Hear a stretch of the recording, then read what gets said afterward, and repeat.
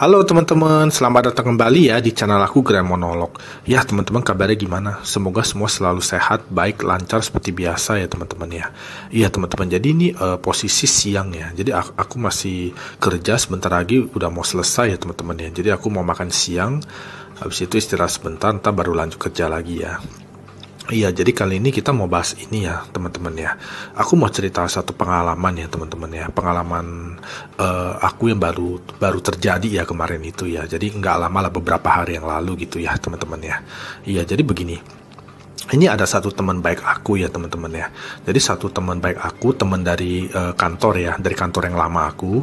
Jadinya dia ceritanya kemarin itu dia pindah rumah. Jadi dia sebelumnya dia tuh sewa rumah terus gitu, sewa rumah, sewa apartemen, sewa rumah segala macam lah, pindah-pindah gitu kan. Akhirnya dia ada rezeki lah ya, ada rezeki, akhirnya bisa punya rumah sendiri begitu. Jadinya dia ngundang ya, dia ngundang teman-teman kantor yang dulu ya, yang kita kerja bareng satu tim.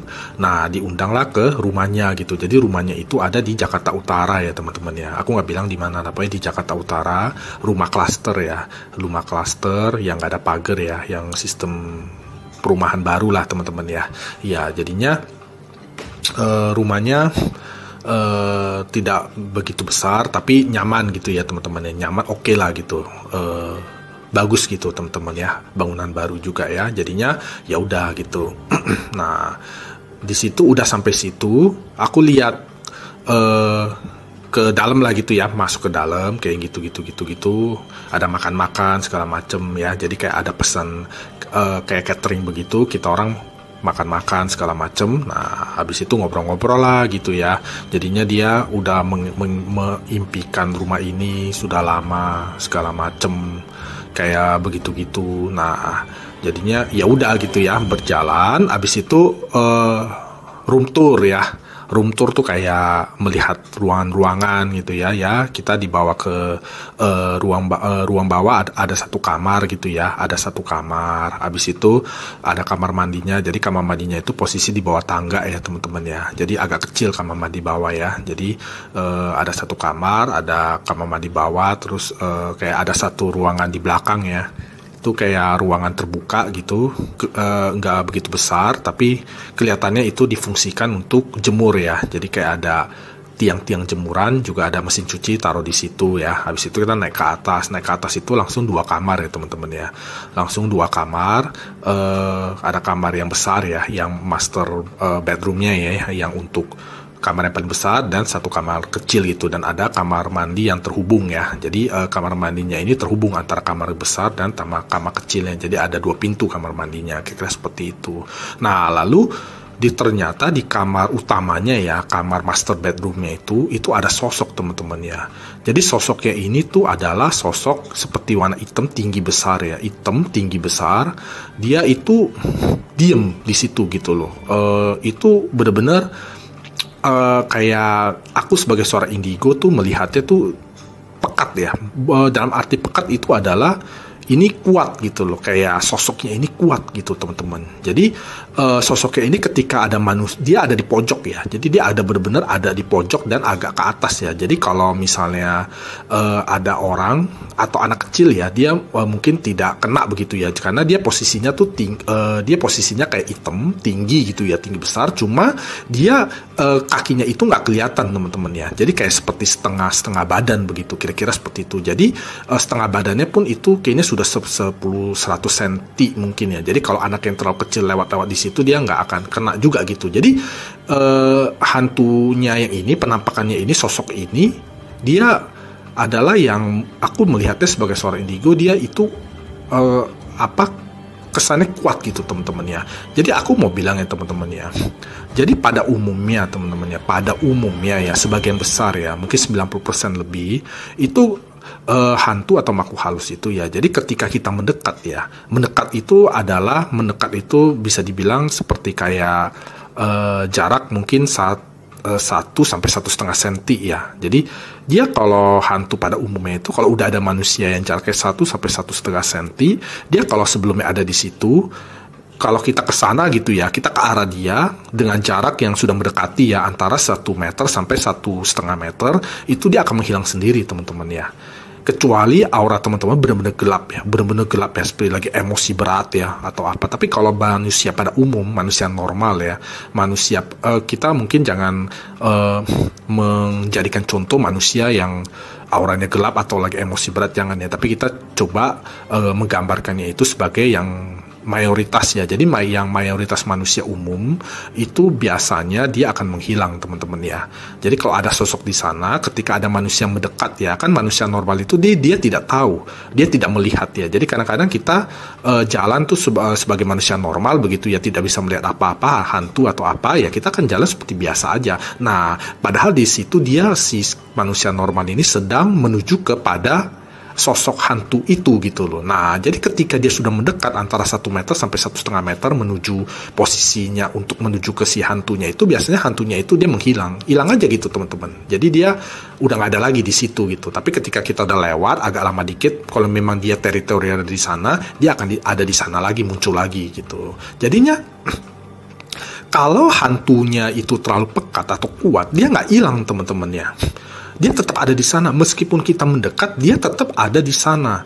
Itu biasanya banyak terlihat di kayak situs-situs keramat ya. Itu biasanya situs-situs keramat itu kalau yang memang benar-benar keramat ya, dia tuh kayak ada penjaganya, ada penunggunya. Nah, itu kita juga boleh bilang seperti tetua atau penunggu. Ini mohon maaf ya teman-teman ya, ada bunyi WA ya.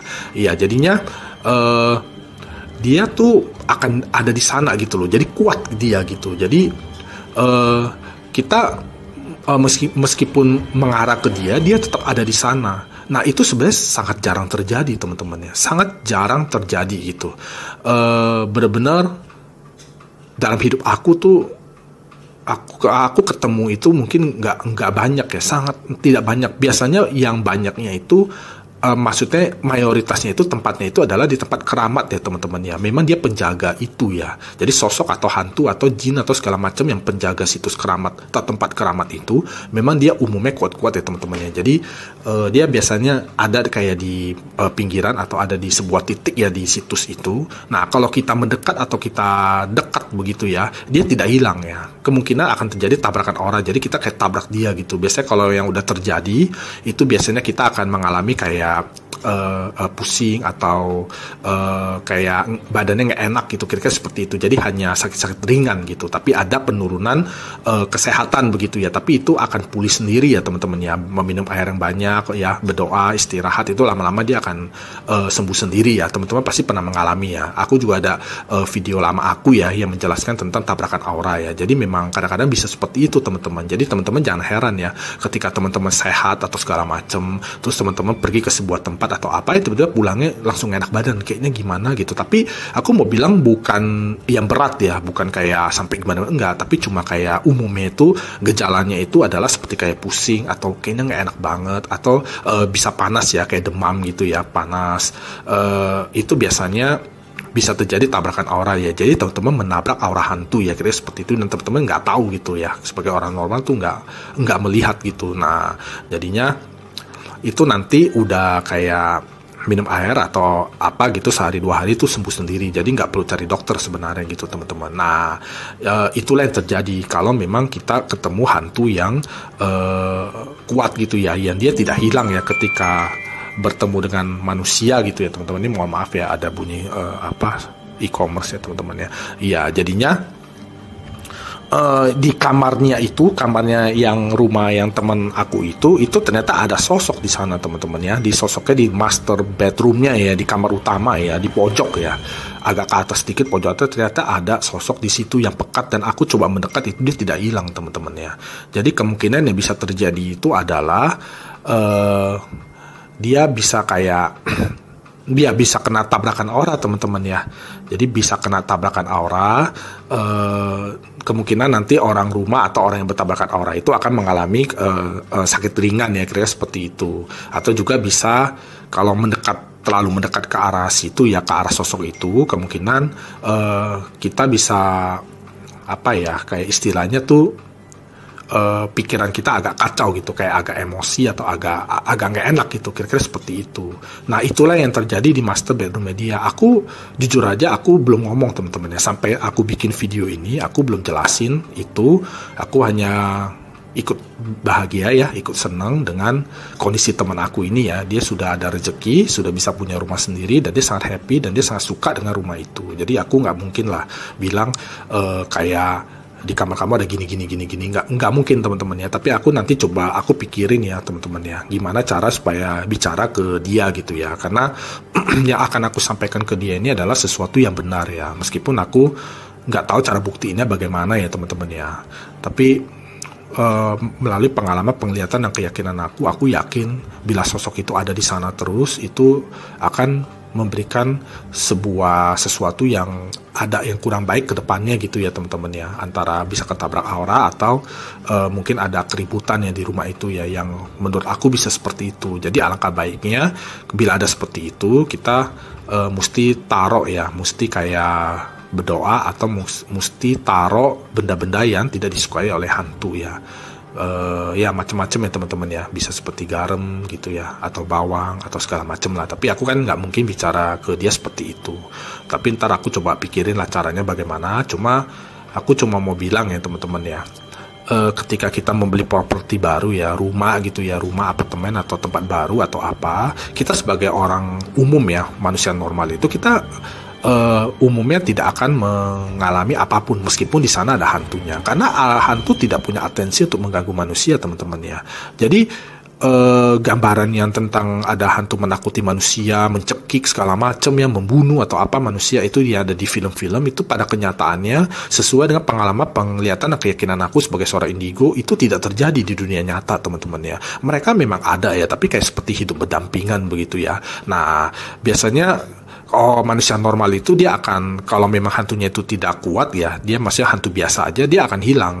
Dia ada ya, hampir setiap rumah itu ada hantunya atau ada penunggunya teman-teman ya. Jadi dia sebenarnya hidup berdampingan dengan manusia, jadi tidak akan terjadi apa-apa teman-teman, biasa aja. Jadi ketika dia ada, teman-teman lewat, datang, mendekat, dia hilang, nanti dia ada lagi, tapi dia nggak mengganggu, sama sekali nggak mengganggu. Jadi bisa jadi berpuluh-puluh tahun teman-teman hidup di rumah teman-teman gitu, tinggal di rumah teman-teman nggak akan mengalami kejadian apapun gitu, meskipun di rumah itu ada hantu atau ada makhluk halusnya. Nah, tapi beda kalau dengan yang pekat teman-teman ya. Kalau yang pekat itu, dia jeleknya itu adalah ketika kita mendekat ya, aura manusia, hawa manusianya yang mendekat, dia tidak menghilang, dia tetap ada di situ.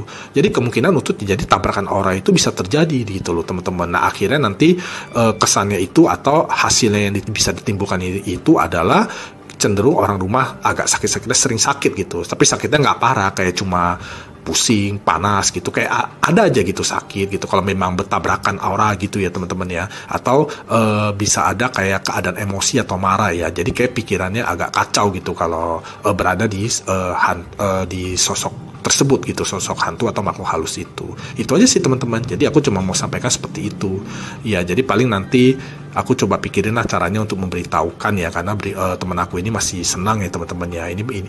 Ini memang pencapaian dia ya. Aku juga salut lah gitu ya teman-teman ya. Di zaman sekarang masih bisa membeli rumah ya, rumah di perumahan baru. Bukan perumahan baru, rumahnya baru gitu ya, rumah bangunan baru gitu. Tapi tidak kredit ya, maksudnya tidak KPR ya, jadi dia cash gitu ya, selesai gitu, tidak ada utang apapun, dan dia bisa punya rumah sendiri. Nah, itu sungguh luar biasa ya. Aku cukup senang juga dengarnya, dan juga bahagia lah ya teman aku bisa seperti ini gitu. Nah, dia juga sangat senang. Jadi aku nggak mungkin lah posisi bicara seperti itu. Paling ntar aku coba pikirin aja caranya gitu teman-teman. Ya paling seperti itu aja sih yang aku mau sharingkan pengalaman ini gitu. Teman-teman kalau ada pertanyaan atau apa gitu, boleh langsung DM aku ya di IG aku di @glammonolog, atau teman-teman boleh juga komen langsung di sini ya, atau mau subscribe juga boleh ya teman-teman ya di channel YouTube aku ini ya, atau teman-teman mau follow di TikTok aku juga boleh ya, di Glammonolog ya, sama ya teman-teman ya. Iya, seperti itu aja untuk video monolog kali ini ya teman-teman ya. Terima kasih ya teman-teman yang udah sempetin waktu sebentar untuk menonton video monolog ini. Kita sampai ketemu lagi di video aku yang lain ya. Terima kasih teman-teman, sampai jumpa lagi.